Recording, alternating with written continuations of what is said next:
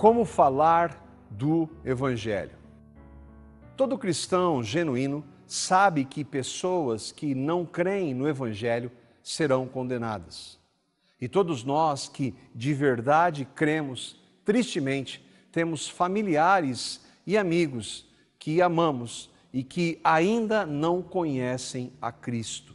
E se realmente nós cremos, somos chamados a obedecer ao que o Senhor Jesus ordenou. Ide por todo o mundo e pregai o Evangelho a toda criatura. Esta não é uma ordem somente para os apóstolos ou para pastores, mas para todos os cristãos. Nossos colegas, familiares ou vizinhos precisam ouvir o Evangelho para que haja a possibilidade de crerem.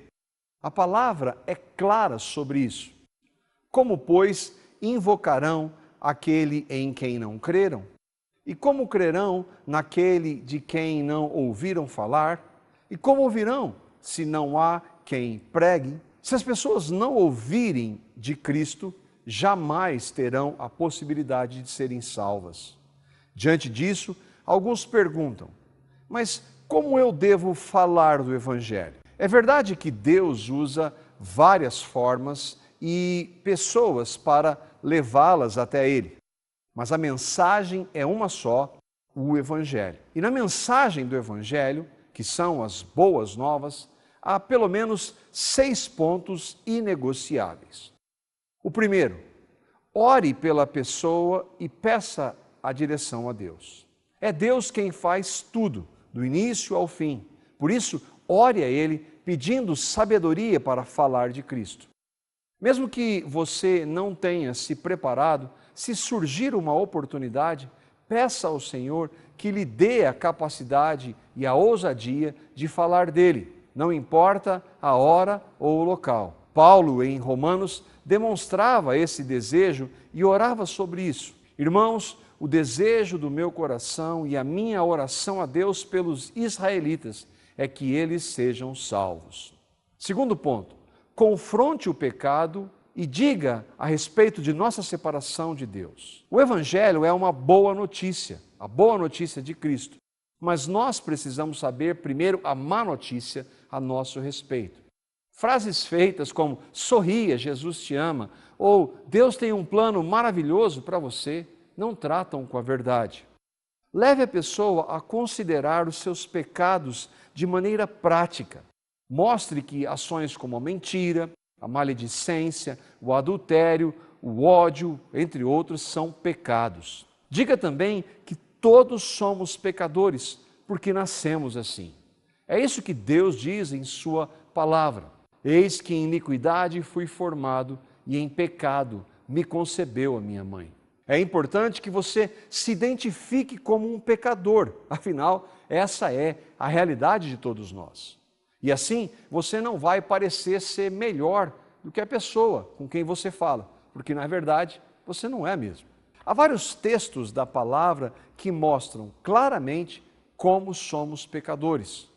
Como Paulo diz em Romanos, por exemplo, pois todos pecaram, estão destituídos da glória de Deus. Ah, mas as pessoas não gostam de ser ofendidas. Não há uma forma mais fácil? Essa é uma mentalidade dos evangélicos da nossa época. O fato é que precisamos ouvir de nossa realidade de pecado, a fim de que vejamos que o nosso estado diante de Deus é muito grave.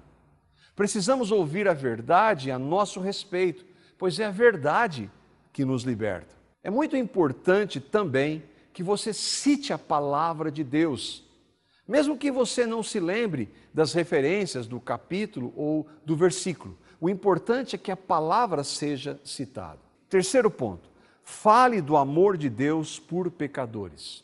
Depois de tratar destas bases, anuncie o amor de Deus por pecadores como você e como a pessoa com quem você estará falando. Deus amou o mundo de tal maneira que deu o seu Filho unigênito, para que todo aquele que nele crê não pereça, mas tenha a vida eterna. Explique para ela como Deus amou o mundo. E aqui, o quarto ponto, fale claramente do que Cristo fez na cruz.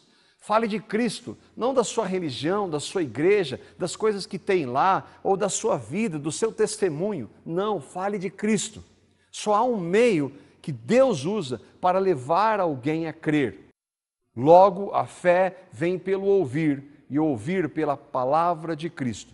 Fale quem é Jesus, o Deus Filho, que veio sem pecado e na cruz morreu por nós pecadores, a fim de nos fazer morrer e nos dar uma nova vida em sua ressurreição. Preste atenção, não diga que Jesus fez isso pela pessoa com quem você está falando, mas que ele fez por pecadores como você e como ela. E só então, o quinto ponto, fale da necessidade de arrependimento. Esse é um ponto fundamental. Ouça o que o Senhor Jesus pregou desde o início do seu ministério. Veio Jesus para a Galiléia pregando o evangelho do reino de Deus e dizendo: arrependei-vos e crede no evangelho. Lembre a pessoa o que Jesus também disse: quem crê nele, em Cristo, não é condenado. Mas olhe, quem não crê já está condenado, porquanto não crê no nome do unigênito Filho de Deus. De acordo com Jesus, não serão todos salvos, mas somente aqueles que creem no Evangelho. E uma das claras evidências de que alguém realmente creu é o arrependimento. Não é você fazer uma oração com a pessoa, ou dizer para ela aceitar a Jesus, ou para ela pedir para Jesus entrar em seu coração. Quem crê de verdade no Evangelho se arrepende dos seus pecados. E o sexto ponto, peça a Deus e espere totalmente na ação do Espírito Santo. Nós não podemos converter ninguém, não force nada, não use técnicas, emoção, nada. Se a pessoa não demonstrar interesse, não insista, continue orando por ela. Se ela desejar dar continuidade à conversa, pergunte o que ela entendeu, se ela compreendeu o Evangelho. E se ela não tiver entendido, fale novamente do Evangelho de Cristo. O nosso papel é pregar. A conversão é ação exclusiva de Deus. Só Deus pode gerar o arrependimento e a fé na pessoa, a fim de que ela creia em Cristo. Ninguém mais pode. Espero que Deus conceda a você várias oportunidades de pregar o Evangelho. Quão formosos são os pés daqueles que anunciam as boas novas, e que Ele salve as pessoas que você ama, para a honra e glória dEle mesmo.